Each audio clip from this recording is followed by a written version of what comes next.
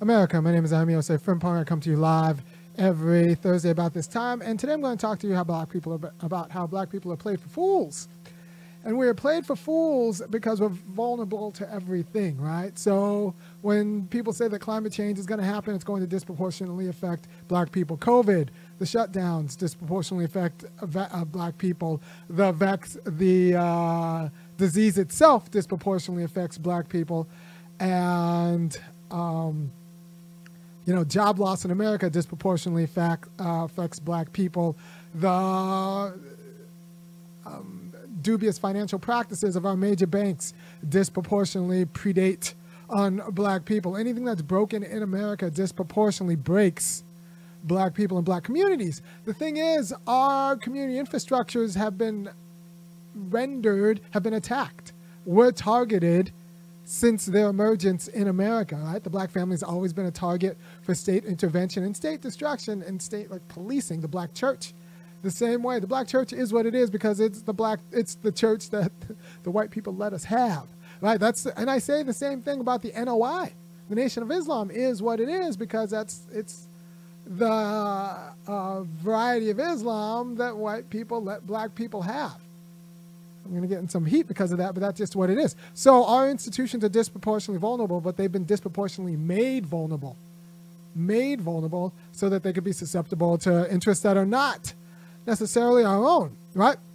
So the big problem I wanted to talk about today was how that vulnerability gets weaponized by all of these other particular interest groups, right? So for example, the LGBTQAI crowd will say that, look, no, it's a black person. You have to really care about LGBTQ AI issues because those issues, the violence and the degradation that's heaped upon that community disproportionately affects black people. So does everything else.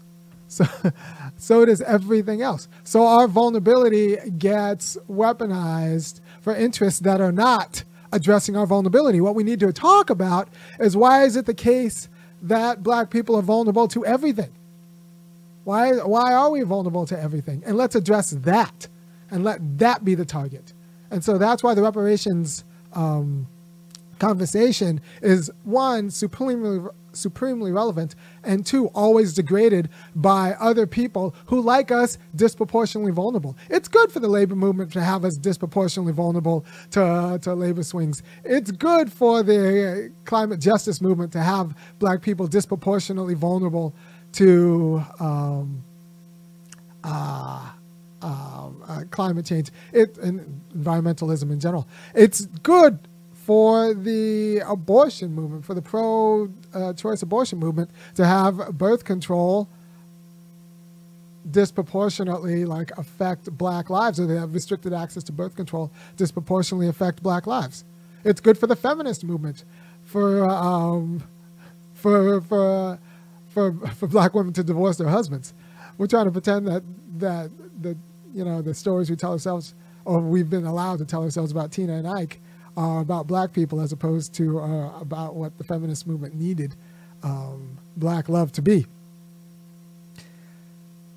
So all of these other ancillary movements with particular interests that in some ways intersect, in some ways converge, and in some ways actually antagonistic against, like the conditions for black community uplift and autonomy, end up undermining the conditions for end up exploiting and then undermining the conditions for black autonomy. Because the only conversation we should have, or the first conversation we should have, is why are we so vulnerable? Why are we so vulnerable? What happened? What did America do? What did America and all of its subordinate institutions in the public and private sector, what did they do to black cultural and institutional life so that we are so vulnerable to everything? And that should be the issue. And then we could go at the things that we are vulnerable about. Right? You treat the AIDS before you treat the pneumonia that then takes advantage of your compromised immune system. Right? We got to deal with our compromised immune system and have that be their problem. And this is an argument that doesn't get talked about enough. And I do not want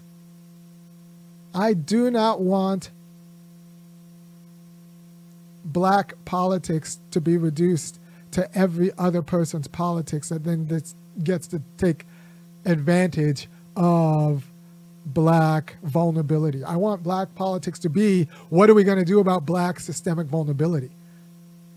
Right? So we get the very important distinction that needs to be made before the climate justice people, before the feminists, before the blank and blank, before the labor activists, before the Urban League, before everybody else says the line, well, you have to care about our issue because our issue disproportionately affects black people. Before the criminal justice advocates, all of that. All of it's true. All of it disproportionately affects and degrades black life. However, we need to deal with why black life and black community institutions are so vulnerable in general to all of the things. Or else we're just playing whack-a-mole with someone else's politics. Except we're both the whacker and the mole. And that's not appropriate. That is not appropriate. That's not anything consistent with self-determination. And I'm going to give you some solutions after I hit the beat. By the way, if you appreciate what I'm doing, which you should, because you're not going to hear a lot of people on YouTube talk like this, go ahead and go to www.funkyacademic.com and kick in $5, $15, or $50. All right, let me hit the opening. To the beat, y'all. Yeah. Sound good to me. Never change the ways for the world or the government. If I was the president, then I would state facts. You leave it up to me, I'll paint the White House black and I'm featuring your front. To the beat, y'all. So if you missed the opening, black people are played for fools because our disproportionate community-wide vulnerability is then exploited by other people who happen to have similar interests in some ways to distract us from the problem, our major problem, which is we are vulnerable to every other malady that affects society. That is the black situation. The black situation is nothing other than being vulnerable. Well, there's other things, but it includes being vulnerable to every other social malady. We're like the bubble boy, living in a world, living in a world full of pollution. We need to deal with, we need to talk about and make a national issue out of black vulnerability in general, so that we shouldn't be disproportionately vulnerable to all of social ills. Like things that kind of affect the white family shouldn't just destroy the black family. Things that kind of affect the white economy shouldn't just destroy the black economy. Things that just kind of affect the white water supply shouldn't just destroy or make completely unpotable the black water supply. Right? So things that just kind of destroy, black finances, white ownership and white finances shouldn't just destroy black ownership and black finances. And that is the real problem, this vulnerability. And that's a problem that doesn't get addressed. And until we address it, then we'll always just kind of be playthings. And that means in order to address this, we need to be willing to tick off the whites, because they're going to come and say like, well, you have to fight for our issue. And we have to say like, no, we're not going to fight for your issue until you deal with our vulnerability in general. We're not going to fight for your little climate. We're not going to fight for your environmental legacy. We're not going to fight for your climate advocacy. We're not going to fight for your feminist advocacy. We're just not going to fight for your issue until you deal with our community-wide vulnerability. And they'll say like, but you're just hurting yourselves. And that's true, but we got to be used to the pain. So we have to be willing to cause them pain, and then eating going to be like, you can't ignore it. It's privilege, blah, blah, climate just blah, blah, blah. Because, but I also care about black people being vulnerable in general. And until you're willing to actually fight for black people not being vulnerable in general, and I'm not just talking about to the police. I mean, I even care about police justice, kind of, but I'm also tired of black issues being reduced to issues with the cops. Like we talk about police justice because that any of the economic benefits, good healthcare policies, good policing policies, that just keeps you alive to be exploited. Keeps you alive and outside.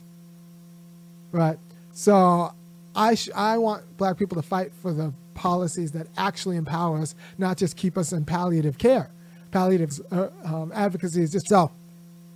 If you take anything from this lesson, about X, they're away from what you should care about is which is why black people are disproportionately affected by everything, and what are the conditions to redress that. All right, so we need to talk about reparations. Unless they're talking about reparations, I'm not going to talk about their issue. You get some carve-outs for labor issues, but pretty much, unless they're talking about reparations, they're just using black vulnerability to get you to advocate for their issue. And that's not going to actually make black people free. All right, thank you for your time. If you appreciate what I'm saying, go ahead and go to www.funkyacademic.com, which I think you should, because like I said, a lot of people don't get paid to talk the way I'm talking. People don't get paid to talk the way I'm talking. People get paid. Hold on. So the stream, there seems to be something with the stream. I don't know what to say about that. I'll go and check and see what's going on. But people don't get paid to talk the way I'm talking. People get paid to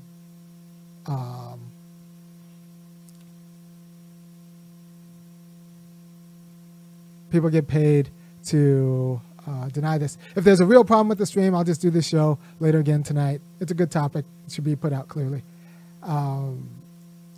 Take care. I will see you